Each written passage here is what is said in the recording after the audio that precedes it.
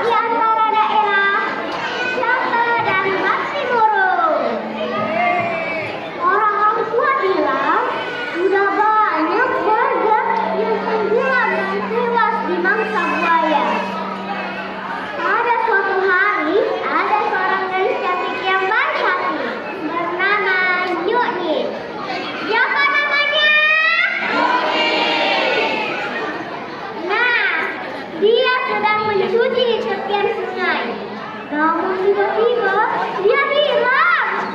Setiap hari, warga satu kampung mencari keberadaan anak gadis tersebut. Namun sia-sia. Orang itu menduga bahwa Yuni tewas di mangsa buaya. Padahal sesungguhnya Yuni masih hidup. Dia pingsan dan berada di dalam sembunyi